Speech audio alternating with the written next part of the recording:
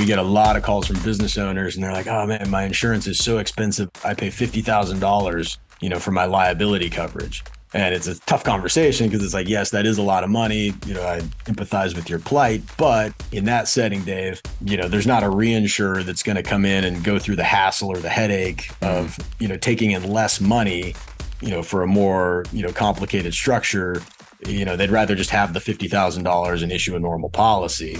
But again, if you get up into that, where you've got scale there, you've got that $1 million of premium or more, then there's plenty of meat on the bone for a carrier or an underwriter to get excited about it, structure a reinsurance or excess policy, but then give the business owner the opportunity for the savings. So that's part of the work that goes into what we do. Welcome, Model FAs. David DeSell here, president of Model FA and your host of the Model FA podcast.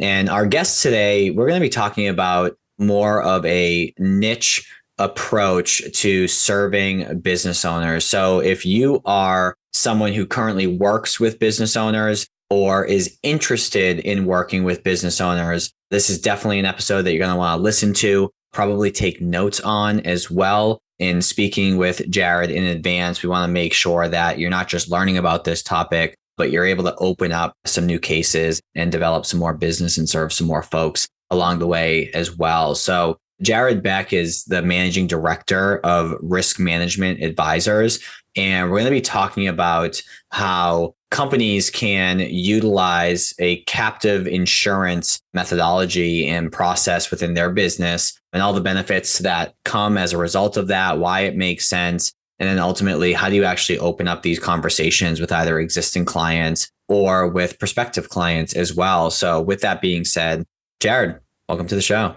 David, thanks for having me. I'm excited. So talk to me about, as your bio mentioned, right, managing director of Risk Management Advisors. And maybe it's the case, but I'd be shocked that you got out of school and that's what you've done your whole life. So walk us through the journey. How'd you get to where you are now? Like, where'd you get started? Right. I had the passion to be the risk manager at age 8, right? While everybody else wanted to be athletes and astronauts. So your intuition is correct. Really the origin story, it started in college, when we're all figuring out what we were going to do, out of business school. And at the time it was 2001, stock market was booming. It was the tech boom. I'm sure you remember that time. And, it just seemed like a pretty exciting space to be in the finance world. And so at that time, I thought I wanted to be an investment advisor. And so started my career with those internships and those type of positions. What I figured out pretty quick, at least at that time, was, I favored a more business to business, type relationship. So rather than, personal planning, retirement planning or college funding, et cetera, I wanted to deal more, business strategies, and maybe it was, the stock market was hot when I got into it.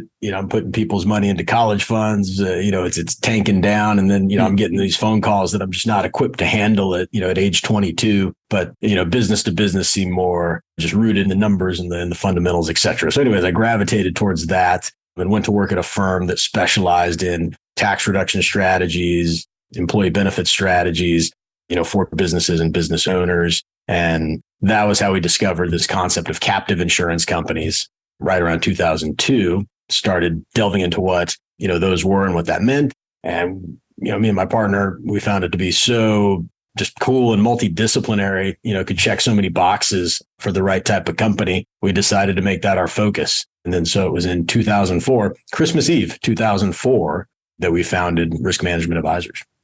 Nice. So you're coming up on almost 20 years in business, which is pretty cool. Yeah. We'll have the 2-decade mark here before long. I was on a call the other day and, the advisor had brought me in was like, Jared's been doing captives for decades. And I was like, whoa, no more than 2 decades, like it tops. But then I had to correct myself. It actually is. It is plural.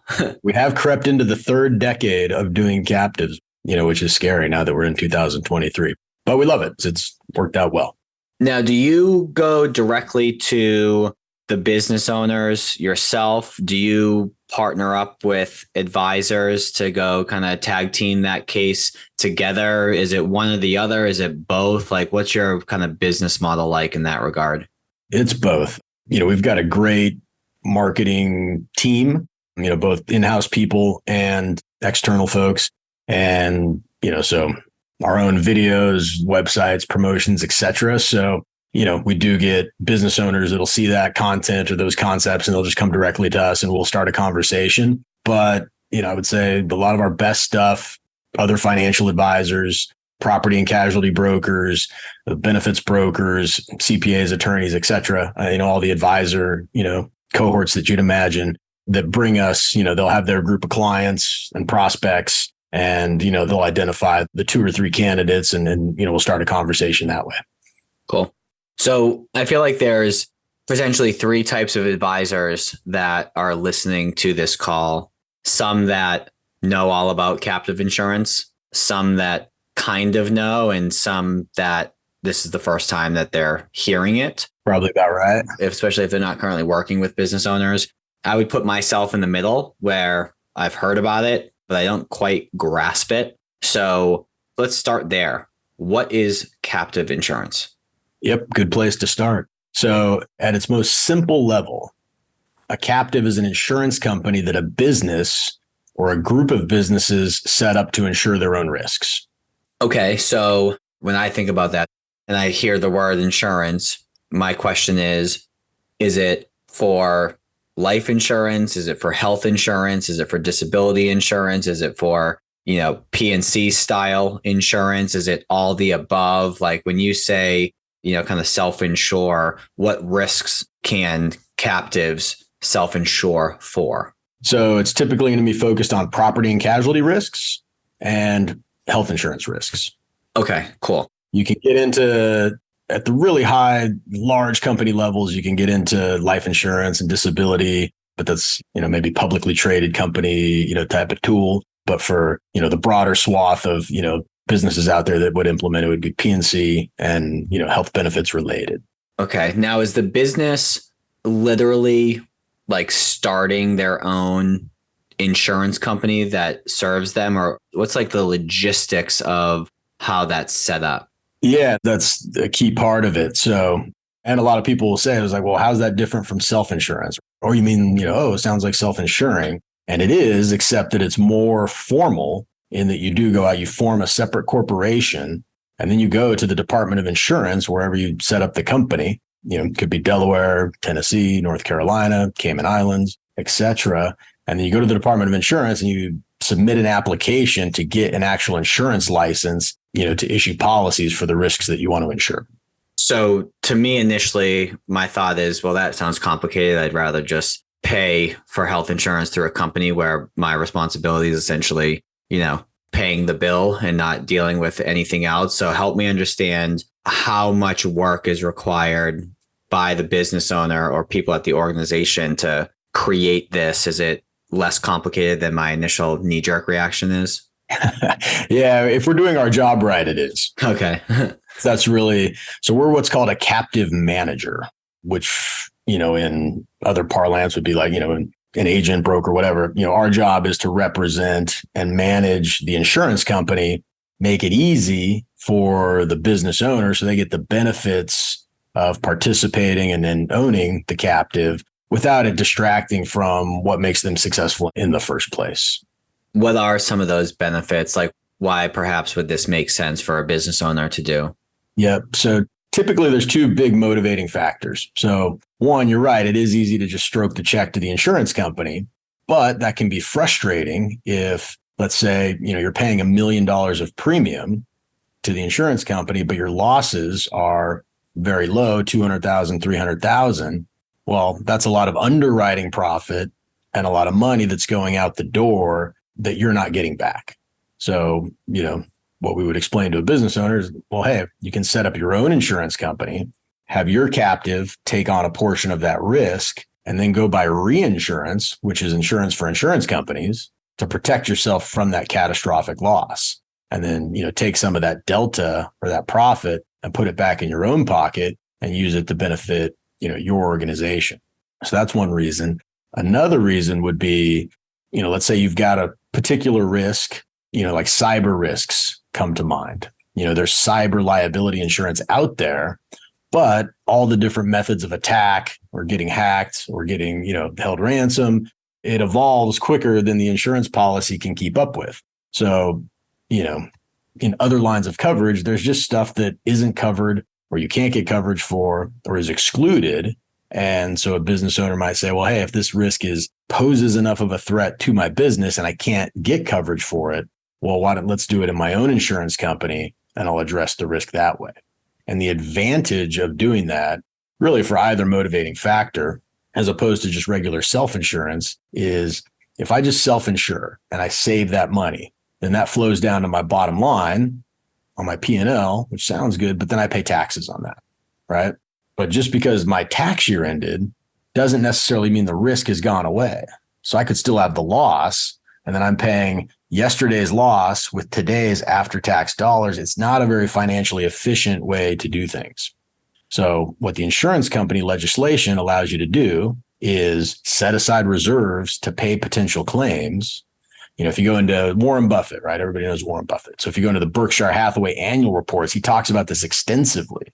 The ability for, him to sit on pre-tax dollars, for be it hurricane losses, whatever the case may be, and earn the float investment income on those dollars for years before actually having to, pay out those claims or, recognize the underwriting profit is, it's night and day, the difference. So, again, when it comes to addressing uninsured exposures that pose a threat to the business, or looking, again, the most financially efficient way to, address a really expensive line of coverage, using your own insurance company is, typically the best way to do it. So you shared an example early on in that bit about, let's say they're paying $1 million in premiums and every year there's, only 200 to 300,000 or so in losses. So there's that delta there where it's like, why let the insurance company keep it when your own insurance company in this example could in fact keep it?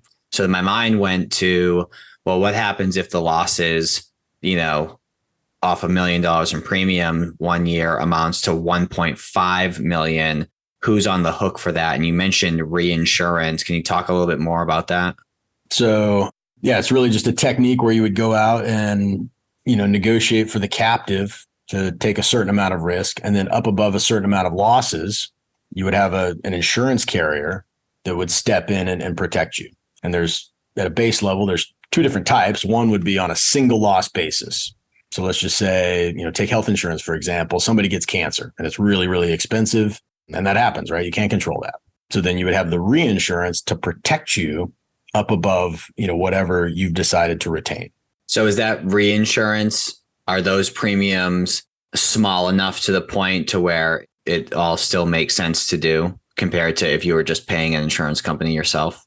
Correct. Yeah, that's part of the analysis and determining whether something makes sense is like, all right, well, hey, do I get enough savings here? Do I get enough credit for taking the risk, to make it worthwhile? Okay. And so that's when we'll get into, size and who it makes sense for. And I threw out the $1 million, premium threshold for a reason. If you're too small, we'll get the question like, well, wow, that sounds great. Why doesn't everybody do it? Like we get a lot of calls from business owners and they're like, oh man, my insurance is so expensive. I pay $50,000, for my liability coverage. And it's a tough conversation because it's like, yes, that is a lot of money. I empathize with your plight, but in that setting, Dave, there's not a reinsurer that's going to come in and go through the hassle or the headache of, taking in less money, for a more, complicated structure. They'd rather just have the $50,000 and issue a normal policy. But again, if you get up into that, where you've got scale there, you've got that $1 million of premium or more, then there's plenty of meat on the bone for a carrier or an underwriter to get excited about it, structure a reinsurance or excess policy, but then give the business owner the opportunity for the savings. So that's part of the work that goes into what we do. Understood. So before we get into the types of businesses where this makes sense, I want to talk about the tax benefits in more detail. Is it when they pay the premiums to their own insurance company, are those tax deductible and then it sits there tax free? And then once that money is deployed, that's when it's taxed? Or am I thinking about that wrong? Like what's the tax treatment on the way in while it's there and on the way out? Yeah, you're on the right track. So, insurance companies, there's a couple of tax codes that give them some favorable tax treatment. And so there's two types. So there's one is 831A, and that's regular insurance company tax treatment. And that could be a captive or that could be Berkshire Hathaway, where you're paying the premiums in, you're taking, you're expensing it as an insurance policy, just like you would all your other, policies that you pay for. And then you're putting that money into reserves. And then as long as that money's in reserves, that's not taxable to the insurance company. But let's say the losses come in lower than you expect.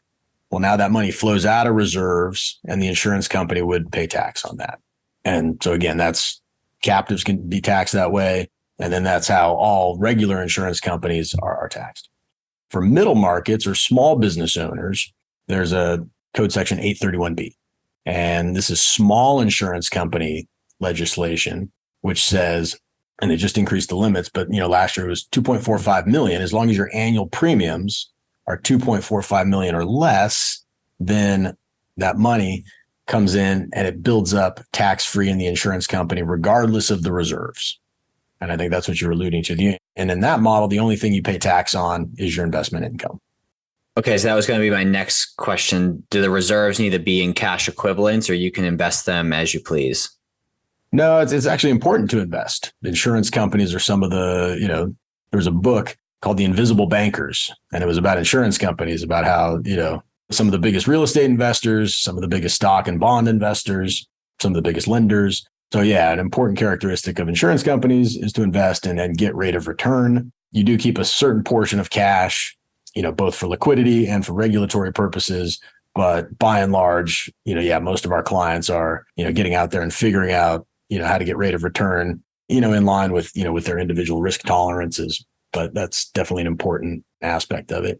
And that's frankly where we work great with the investment advisors or the financial advisors, because it gives them an opportunity to, if you're working with business owners, a lot of times they're just reinvesting in the business. They don't set as much aside as maybe an executive would for retirement, or just to invest, not necessarily retirement, but just to invest. And turning a liability or an expense of business insurance into an asset, gives them an opportunity to unlock more assets under management. So we have a lot of good back and forth with investment advisors that way.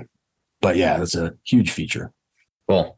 What type of businesses, you've kind of alluded to it here and there so far throughout the conversation, but I want to know basically two more things throughout the podcast. Like, what are the types of businesses that can be served? And then ultimately, how do we go and open up some of those conversations? So captives really started, I guess, like so many strategies, with publicly traded Fortune 500 companies. It was a strategy for the big boys.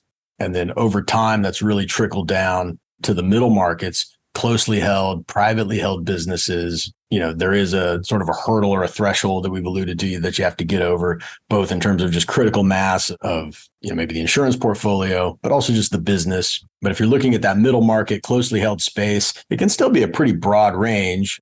We have clients as little as 10 million in annual revenues, all the way up to, approaching $1 billion. So it's a pretty wide swath.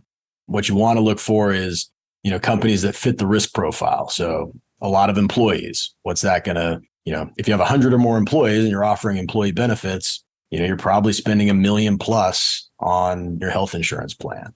If you're a high payroll company, your workers' compensation insurance is, likely very expensive. If you're a big builder, developer, contractor, your liability insurance, for the hammers you're swinging and the cranes you're moving is probably very high. So you want to look at, businesses with that risk profile where they got a lot of stuff going on. And there's a lot of risk factors out there. And then you want folks that are performing at the higher end of their cohort, right? Doing it better than their competitors, so that when you get in there, there actually would be some underwriting profit or money left over at the end of the day, some motivation for them to do this. So I'll pause there. Hopefully that'll give you a sense for the targets. Yeah. So just to regurgitate that back to make sure I heard you correctly. So, and I'm sure that there's a little bit of flex in either direction, and it's not super stringent, although if it is, correct me, but where it becomes worth talking about it is if they're paying $1 million in premium, and the types of companies that typically pay $1 million in premium are either, minimum 10 million or above of revenue, and or 100 or more employees typically. So that's sort of the accessible information that you can take a look at, whereas you may not know exactly how much they're paying for insurance. But if you use the bodies in the organization or the top line revenue, it could be a good kind of guesstimate. Is that fair?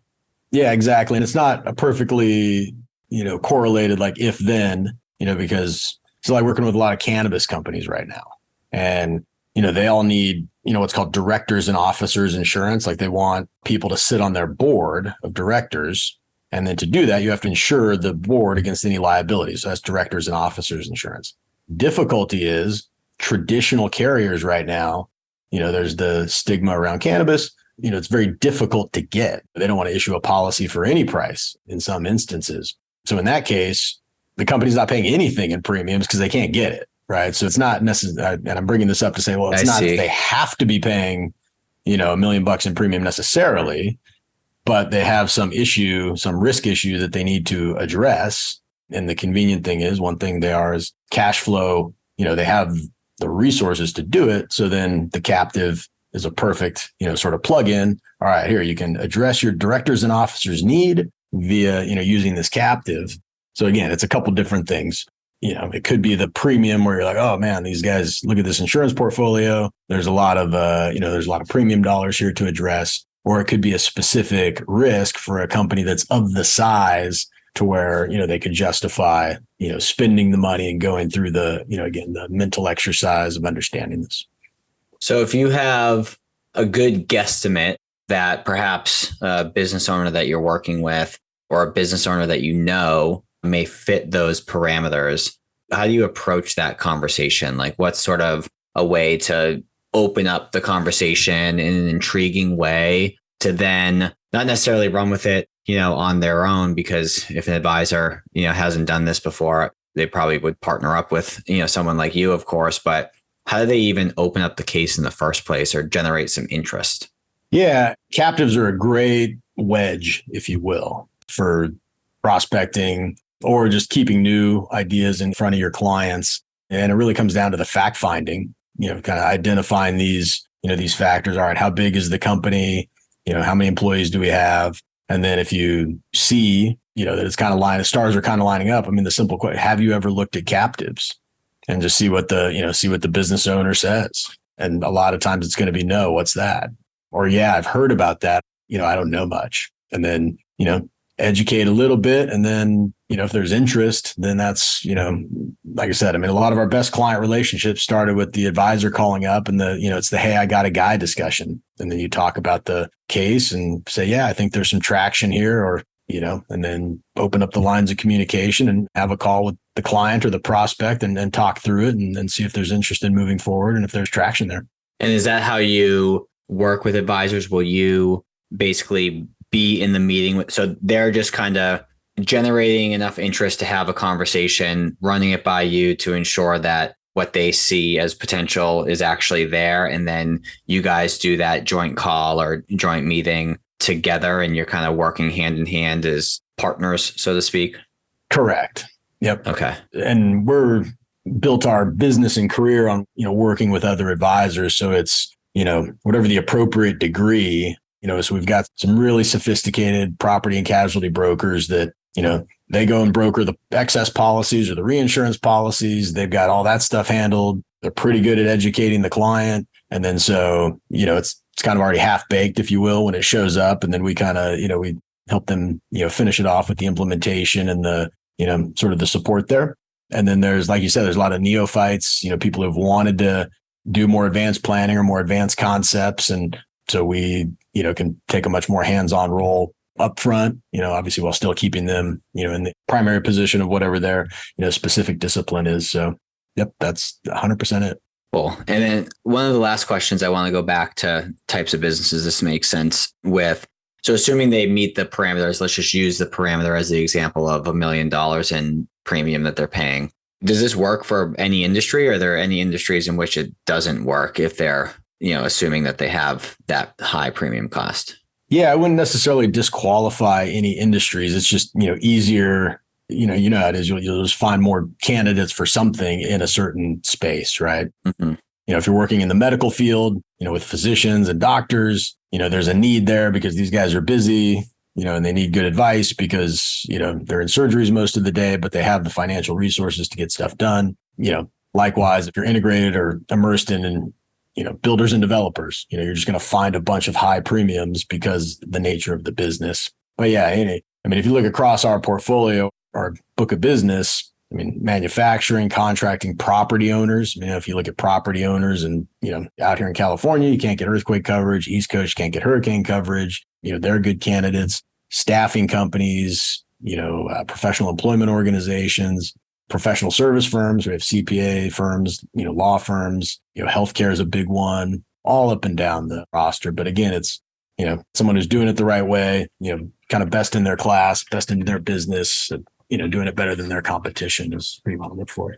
Well, I feel like before we pivot slightly throughout the conversation so far, I feel like I have a better understanding, and hopefully the folks listening do as well, but a better understanding around what captives are, the benefits that they provide, the types of businesses and the situations that those businesses find themselves in, what businesses this makes sense for, and then how to open up that conversation, which is interesting. I feel like, I was looking for something like clever and different, and you put it so simply, which I feel like is the answer for most things, which is, hey, have you ever thought about a captive? And it will intrigue some interest because maybe they haven't heard of that before. So I think I was overcomplicating it in my mind as to how do we bring this up, where in reality, it's just ask the damn question and see how they respond, and just know that you have, someone like yourself or others that, can be there as, their support moving forward for that particular case. Yeah. It's the old, just knowing enough to be dangerous. Yeah. We end up in spots where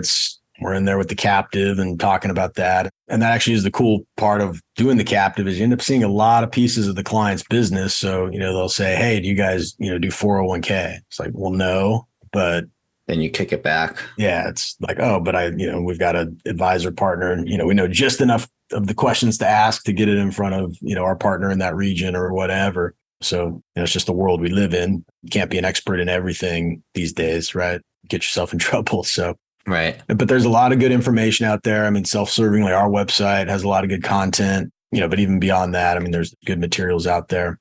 Can we spend a couple quick minutes on what to be leery of? Yeah, of course. Yeah. So this is important. So there has been abuses over the years. We talked about some tax benefits, of which they are attractive, but, as there were abuses where captives were being set up, just for the tax benefits. None of the insurance needs that we've spent so much time on here today. That got some folks in trouble. And then, it was also being, pitched as a retirement plan or an estate planning tool. Actually just saw kind of a reckless article the other day, still marketing it in that way.